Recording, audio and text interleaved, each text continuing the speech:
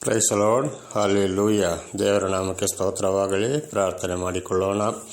ಸರ್ವ ಸೃಷ್ಟಿಕರ್ತನಾದಂಥ ತಂದೆ, ಮಗ, ಪರಿಶುದ್ಧನಾದಂಥ ತ್ರಿಯೇಕ ದೇವರೇ, ನಿಮ್ಮ ಪರಿಶುದ್ಧ ನಾಮಕ್ಕೆ ಸ್ತೋತ್ರವಾಗಲಿ. ಸ್ವಾಮಿ, ಈ ದಿವಸವು ಈ ಸಮಯ ಕೂಡ ನಿಮ್ಮಿಂದ ನೇಮಕವಾದಂಥ ದಿವಸ ಸಮಯವಾಗಿದೆ. ಅದಕ್ಕಾಗಿ ನಿಮಗೆ ಸ್ತೋತ್ರ. ಈ ದಿವಸದ ಸಂದೇಶದ ಭಾಗವನ್ನು ಕೂಡ ಹೇರಳವಾಗಿ ಆಶೀರ್ವದಿಸಿರಿ. ಇದನ್ನು ಕೇಳುತ್ತಿರುವಂಥ ನನ್ನ ಸಹೋದರ ಸಹೋದರಿಯರು ಕೂಡ ಚೆನ್ನಾಗಿ ಕೇಳಿ ಅರ್ಥ ಮಾಡಿಕೊಳ್ಳುವಂತೆಯೂ ನಿಮ್ಮಿಂದ ಆಶೀರ್ವಾದ ಪಡೆದುಕೊಳ್ಳುವಂತೆಯೂ ಅವರನ್ನು ಕೂಡ ಹೇರಳವಾಗಿ ಆಶೀರ್ವದಿಸಿರಿ. ಯೇಸುವಿನ ನಾಮದಲ್ಲಿ ಪ್ರಾರ್ಥಿಸಿದ್ದೇನೆ, ನಮ್ಮ ತಂದೆಯೇ, ಆಮೇನ್. ಇದನ್ನು ಕೇಳುತ್ತಿರುವ ನನ್ನ ಸಹೋದರ ಸಹೋದರಿಯರೇ, ನಿಮಗೂ ಕೂಡ ನನ್ನ ನಮಸ್ಕಾರಗಳು.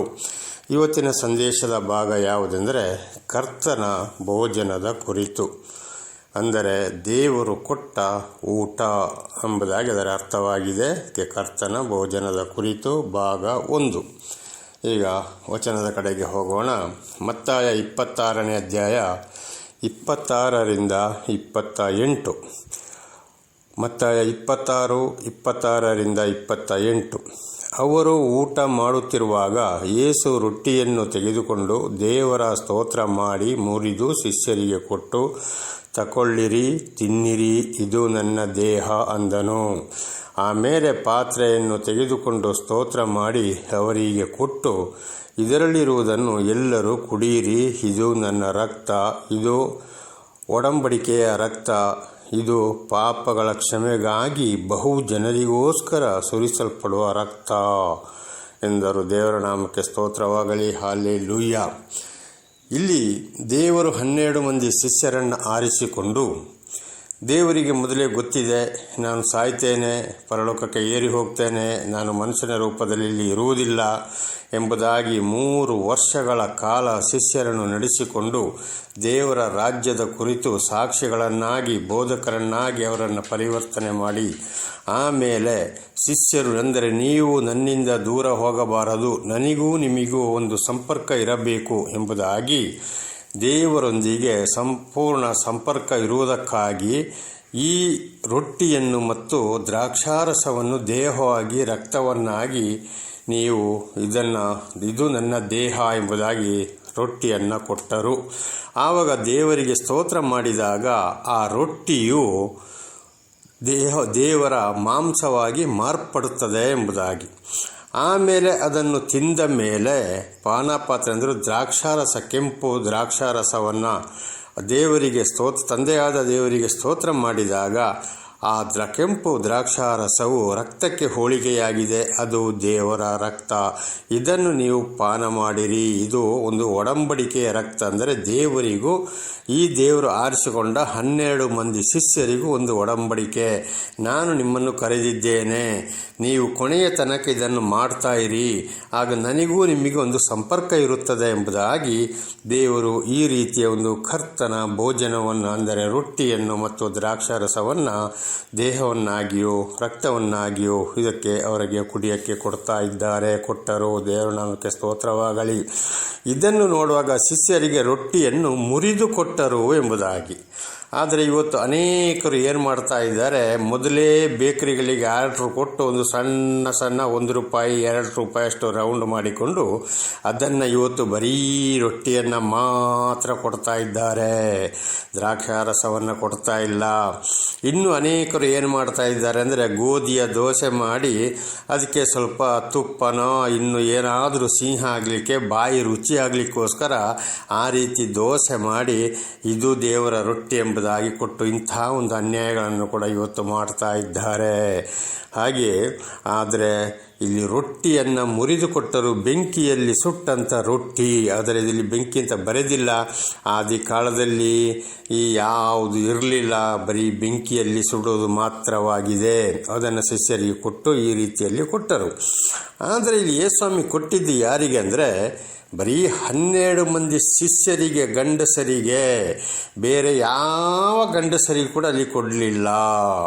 ಬರೀ 12 ಮಂದಿ ಶಿಷ್ಯರಿಗೆ ಮಾತ್ರ ಕೊಟ್ಟಿದ್ದು. ನನಗೂ ನಿಮಗೂ ಸಂಪರ್ಕ ಬೇಕು, ಯಾಕೆಂದರೆ 3 ವರ್ಷ ಶಿಷ್ಯರನ್ನು ಜೊತೆಯಲ್ಲೇ ಕರ್ಕೊಂಡು ಅವರು ತರಬೇತಿಯನ್ನು ಕೊಟ್ಟರು. ಅವರು ಅದನ್ನು ತೆಗೆದುಕೊಳ್ಳಕ್ಕೆ ಯೋಗ್ಯರಾಗಿದ್ದಾರೆ. ಆದುದರಿಂದ ಶಿಷ್ಯರಿಗೆ ಮಾತ್ರ ಕೊಟ್ಟರು. ಹಾಗೂ ಶಿಷ್ಯರಿಗೆ ನೀವು ಮುಂದೆ ಇದನ್ನು ಹೀಗೆ ಮಾಡ್ತಾ ಹೋಗಿ. ಮತ್ತು 28ನೇ ಅಧ್ಯಾಯದಲ್ಲಿ ನಾವು ನೋಡುವಾಗ ಅಲ್ಲಿ 19-20ನೇ ವಾಕ್ಯವನ್ನು ನೋಡುವಾಗ, ಲೋಕದ ಕಟ್ಟಕಡೆಯವರೆಗೆ ಸುವಾರ್ತೆ ಸಾರಿ ನಂಬಿದವರಿಗೆ ದೀಕ್ಷಾಸ್ನಾನವನ್ನು ಮಾಡಿಸಿರಿ ಅಂತ ಹೇಳಿದರು ಹೊರತು ಈ ರೀತಿಯ ಕರ್ತನ ಭೋಜನವನ್ನು ರೊಟ್ಟಿ ದ್ರಾಕ್ಷಾರಸವನ್ನು ದೇಹ ಅಥವಾ ದ್ರಾಕ್ಷಾರಸವನ್ನು ರಕ್ತವನ್ನಾಗಿ ಅವರಿಗೆ ಕೊಡಿರಿ, ಈ ರೀತಿ ಮಾಡಿ ಎಂಬುದಾಗಿ ಕೂಡ ಶಿಷ್ಯರಿಗೆ ಅಲ್ಲಿ ಹೇಳಿಲ್ಲ. ಸುವಾರ್ತೆಯನ್ನು ಸಾರಿ ನಂಬಿದವರಿಗೆ ದೀಕ್ಷಾಸ್ನಾನವನ್ನು ಮಾಡಿಸಿ ಅಂತೇಳಿ ಮತ್ತಾಯ, ಮಾರ್ಕ, ಲೂಕ, ಯೌವನದಲ್ಲಿ ಈ 4 ಸುವಾರ್ಥ ಪುಸ್ತಕಗಳಲ್ಲಿ ಕೂಡ ನಾವು ನೋಡುವಾಗ ಇದನ್ನೇ ಇಲ್ಲಿ ಕಾಣ್ತಾ ಇದ್ದೇವೆ. ಆದರೆ ಇಲ್ಲಿ ಬರೀ 12 ಮಂದಿ ಶಿಷ್ಯರಿಗೆ ಮಾತ್ರ ಯೇಸುಸ್ವಾಮಿ ಕೊಟ್ಟಿದ್ದಾರೆ ಹೊರತು ಬೇರೆ ಯಾವ ಕ್ರೈಸ್ತರಿಗೂ ಕೊಡಲಿಲ್ಲ, ಅಥವಾ ನೀವು ಹೀಗೆ ಮಾಡಿದ್ಲೂ ಹೇಳಲಿಲ್ಲ. ನಂಬಿದವರಿಗೆ ದೀಕ್ಷಾಸ್ನಾನವನ್ನು ಮಾಡಿಸಿ ಎಂಬುದಾಗಿ ಹೇಳಿದ್ದಾರೆ. ದೇವರೊಂದಿಗೆ ಒಂದು ಒಡಂಬಡಿಕೆಯನ್ನು ಮಾಡಿಕೊಂಡ್ರು ಈ ರೊಟ್ಟಿಯ ಮುಖಾಂತರ, ಈ ದ್ರಾಕ್ಷಾರಸದ ಮುಖಾಂತರ. ಅದುವೇ ಕರ್ತರ ಭೋಜನವಾಗಿದೆ. ಅಂದರೆ ನನಗೂ ನಿಮಗೆ ಒಂದು ಒಡಂಬಡಿಕೆ. ನಾನು ನಿಮ್ಮನ್ನು ಕರೆದಿದ್ದೇನೆ, ಆರಿಸಿಕೊಂಡಿದ್ದೇನೆ, ನೀವು ನನ್ನ ಶಿಷ್ಯರು ಎಂಬುದಾಗಿ. ದೇವರ ನಾಮಕ್ಕೆ ಸ್ತೋತ್ರವಾಗಲಿ. ಹಲ್ಲೆಲೂಯಾ. ಈಗ ಮುಂದಿನ ವಚನಕ್ಕೆ ಹೋಗೋಣ. ಯೋಹಾನ 6ನೇ ಅಧ್ಯಾಯ 52 ಮತ್ತು 53. ಯೋಹಾನ 6:52-53.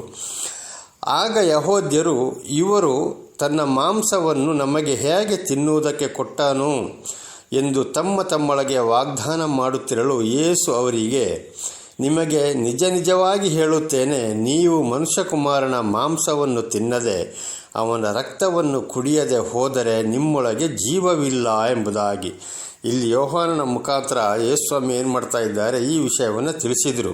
ಯೆಹೂದ್ಯರಿಗೆ ಹೇಳ್ತಾ ಇದ್ದಾರೆ, ತನ್ನ ಮಾಂಸವನ್ನು ನೀವು ಇದನ್ನು ತಿನ್ನದೆ ಕುಡಿಯದೆ ಹೋದರೆ ನಿಮ್ಮಲ್ಲಿ ಜೀವ ಇಲ್ಲ ಅಂತ. ಆಗ ಯೆಹೂದ್ಯರೊಂದು ಪ್ರಶ್ನೆ ಮಾಡ್ತಾ ಇದ್ದಾರೆ ಅಲ್ಲಿ, ಇವನು ತನ್ನ ಮಾಂಸವನ್ನು ನಮಗೆ ಹೇಗೆ ತಿನ್ನುವುದಕ್ಕೆ ಕೊಟ್ಟನು ಎಂದು ತಮ್ಮೊಳಗೆ ವಾಗ್ದಾನ ಮಾಡುತ್ತಿರಲು, ಇವನು ಹೇಗೆಪ್ಪ ಇವನ ಮಾಂಸವನ್ನು ತಿನ್ನಕ್ಕೆ ಕೊಡ್ತಾನೆ ಇವನು ಎಂಬುದಾಗಿ ಅದು ಸರ್ವೇ ಸಮಾಜ ಇವತ್ತೆಲ್ಲ ಗೊತ್ತಿಲ್ಲದೆ ಹೋದರೆ ಮಾತನಾಡುವುದು ಹೌದು.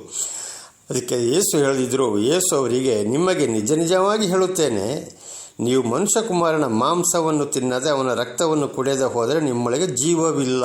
ಅಂದರೆ ಈ ರೊಟ್ಟಿಯನ್ನು ಮತ್ತು ದ್ರಾಕ್ಷಾರಸವನ್ನು ಕುರಿತು ಅವರು ಹೇಳಿರೋದು. ಆದರೆ ಅಲ್ಲಿ ಇಷ್ಟೇ ವಿಚಾರವನ್ನು ಹೇಳಿರೋದು ಹೊರತು ಖಂಡಿತವಾಗಿ ಇಂಥ ರೊಟ್ಟಿ ಮಾಂಸ, ಇಂಥ ದ್ರಾಕ್ಷಾರಸ ಪಾನ ಎಂಬುದಾಗಿ ಅಲ್ಲಿ ಹೇಳಲಿಲ್ಲ. ಮನುಷ್ಯ ಕುಮಾರನ ಮಾಂಸವನ್ನು ತಿನ್ನದೆ ರಕ್ತವನ್ನು ಕುಡಿಯದೆ ಹೋದರೆ ನಿಮ್ಮಲ್ಲಿ ಜೀವವಿಲ್ಲ ಎಂಬುದಾಗಿ. ಹಾಗಾದರೆ ನೀವಲ್ಲಿ ಪರಿಶುದ್ಧರಾಗ್ತಾ ಇಲ್ಲ. ಆಗ ಇದರ ಅರ್ಥ ಕರ್ತರ ಭೋಜನವನ್ನು ಸ್ವೀಕರಿಸುವುದು ಪರಿಶುದ್ಧರಾಗಲು, ದೇವರೊಂದಿಗೆ ಸಂಪರ್ಕ. ಆವಾಗ ಇದನ್ನು ತಿನ್ನುವವರು ಕುಡಿಯುವವರು ಬಹಳ ಎಚ್ಚರವಾಗಿರಬೇಕು. 12 ಮಂದಿ ಶಿಷ್ಯರಿಗೆ ಮಾತ್ರ ಯೇಸುಸ್ವಾಮಿ ಕೊಟ್ಟರು. ಹಾಗೆ ಅಂಥವರು ಮಾತ್ರ ಇದನ್ನು ತೆಗೆದುಕೊಳ್ಳಬೇಕು ಎಂಬುದಾಗಿ ಯೇಸುಸ್ವಾಮಿ ಯೆಹೂದ್ಯರಿಗೆ ಒಂದು ಮಾತನ್ನು ಇಲ್ಲಿ ತಿಳಿಸ್ತಾ ಇದ್ದಾರೆ. ಹಾಗಾದರೆ ಇದನ್ನು ತೆಗೊಳ್ಳುವವರು, ತಿನ್ನುವವರು, ಕುಡಿಯುವವರು ಹೇಗಿರಬೇಕು? ದೇವರ ನಾಮಕ್ಕೆ ಸ್ತೋತ್ರವಾಗಲಿ. ಮುಂದಿನ ವಚನಕ್ಕೆ ಹೋಗೋಣ. 1 ಕೊರಿಂಥಿಯರಿಗೆ 11ನೇ ಅಧ್ಯಾಯ 26-33. 1 ಕೊರಿಂಥಿಯರಿಗೆ 11ನೇ ಅಧ್ಯಾಯ 26-33. ನೀವು ಈ ರೊಟ್ಟಿಯನ್ನು ತಿಂದು ಈ ಪಾತ್ರೆಯಲ್ಲಿ ಪಾನ ಮಾಡುವಷ್ಟು ಸಾರಿ ಕರ್ತನ ನಾಮವನ್ನು ಆತನು ಬರೋ ತನಕ ಪ್ರಸಿದ್ಧಪಡಿಸುತ್ತೀರಿ. ಆದರೆ ಇದನ್ನು ಶುದ್ಧೀಕರಿಸುವುದು ಯಾಕೆಂದರೆ ದೇವರೊಂದಿಗೆ ಒಡಂಬಡಿಕೆಯನ್ನು ಯಾಕೆ ಮಾಡಿಕೊಂಡ್ರಂದರೆ ದೇವರ ಬಗ್ಗೆ ಸಾಕ್ಷಿ ಕೊಡಲು, ದೇವರ ವಾಕ್ಯವನ್ನು ಸಾರಲು ಶಿಷ್ಯರನ್ನಾಗಿ ಮಾಡಿಕೊಂಡರು. ಹಾಗೆ ಇವತ್ತು ಇದನ್ನು ತೆಗೆದುಕೊಳ್ಳುವುದು ದೇವರಿಂದ ಆಯ್ಕೆಯಾದವರು ಮಾತ್ರ, ಪರಿಶುದ್ಧಗೊಂಡವರು ಮಾತ್ರ, ದೇವರ ವಾಕ್ಯಕ್ಕೆ ಸರಿಯಾಗಿ ವಿಧೇಯರಾಗುವವರು ಮಾತ್ರ ಇದನ್ನು ತೆಗೆದುಕೊಳ್ಳಬೇಕು, ಹೊರತು ಬೇರೆ ಯಾರೂ ತೆಗೆದುಕೊಳ್ಳಬಾರದು. ಈ ವಚನವು ನಮಗೆ ದೃಢಪಡಿಸುತ್ತದೆ. ದೇವರ ನಾಮಕ್ಕೆ ಸ್ತೋತ್ರವಾಗಲಿ. ಹಲ್ಲೆಲೂಯಾ. ದೇವರಿಂದ ಆಯ್ಕೆಗೊಂಡವರು ಮಾತ್ರ. ಹೀಗಿರುವುದರಿಂದ ಯಾವನಾದರೂ ಅಯೋಗ್ಯವಾಗಿ ಕರ್ತನ ರೊಟ್ಟಿಯನ್ನು ತಿಂದರೆ ಇಲ್ಲವೇ ಆತನ ಪಾತ್ರೆಯಲ್ಲಿ ಪಾನ ಮಾಡಿದರೆ ಅವನು ಕರ್ತನ ದೇಹಕ್ಕೂ ರಕ್ತಕ್ಕೂ ದ್ರೋಹ ಮಾಡಿದವನಾಗಿರುವನು.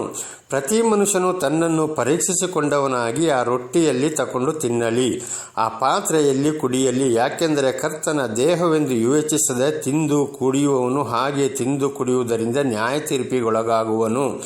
ಈ ಕಾರಣದಿಂದಲೇ ನಿಮ್ಮಲ್ಲಿ ಮಂದಿ ಬಲಹೀನರು, ರೋಗಿಗಳು ಆಗಿದ್ದಾರೆ ಮತ್ತು ಅನೇಕರು ಸಾಯುತ್ತಾರೆ.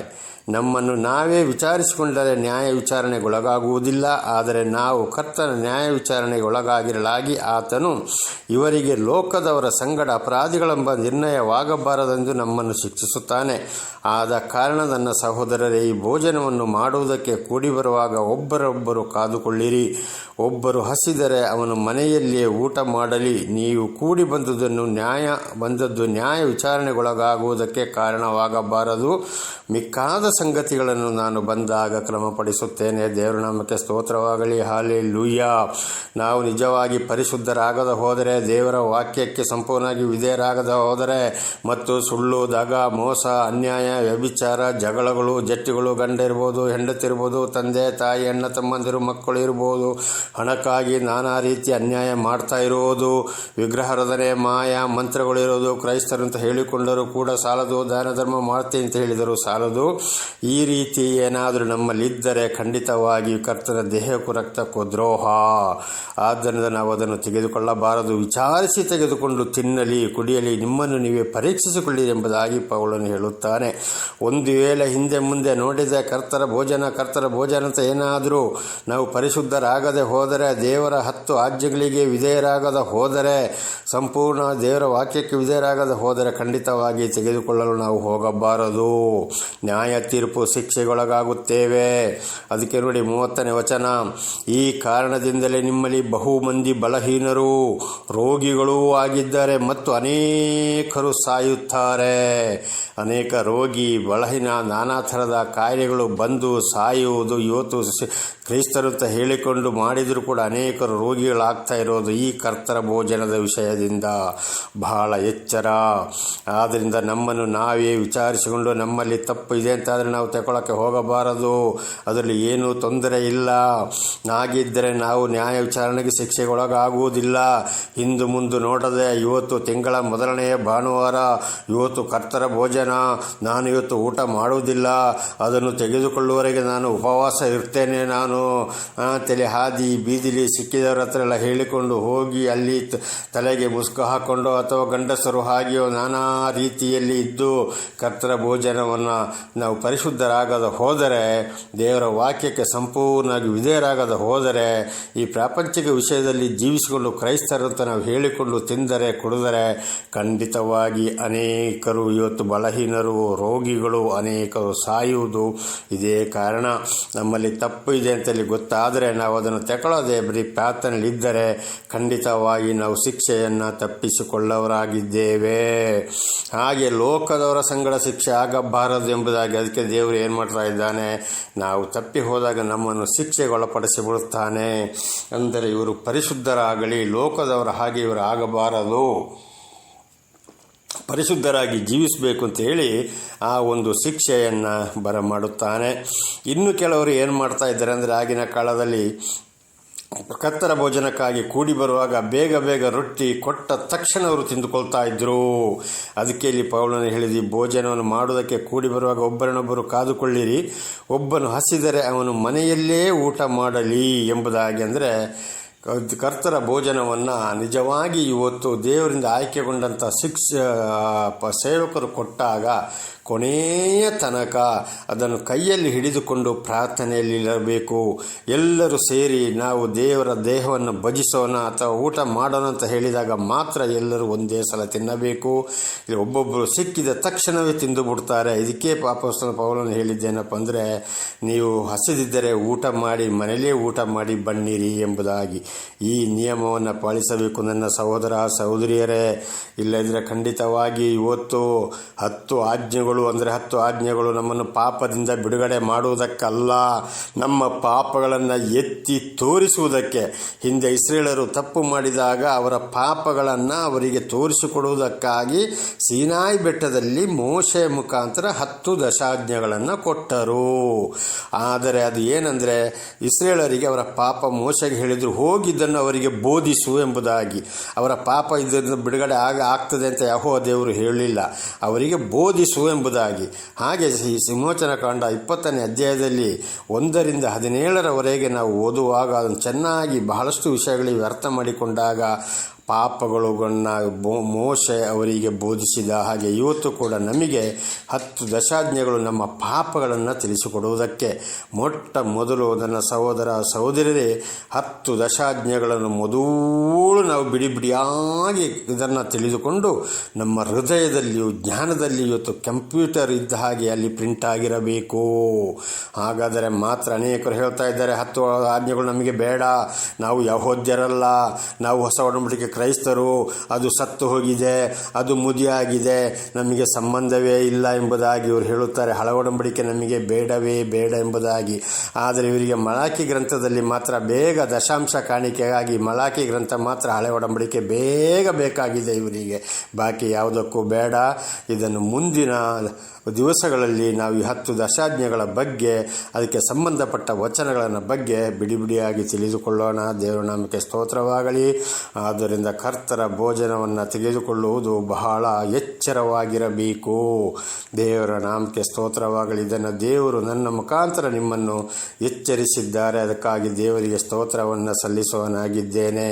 ಬಾಕಿ ಇದರ ವಿಷಯಗಳು ನಾಳೆಗೆ ಮುಂದುವರಿಯುವುದು. ಪ್ರಾರ್ಥನೆ ಮಾಡಿಕೊಳ್ಳೋಣ. ಸರ್ವ ಸೃಷ್ಟಿಕರ್ತನಾದಂಥ ತಂದೆ, ಮಗ, ಪರಿಶುದ್ಧನಾದ ತ್ರಿಯೇಕ ದೇವರೇ, ನಿಮ್ಮ ನಾಮಕ್ಕೆ ಸ್ತೋತ್ರವಾಗಲಿ.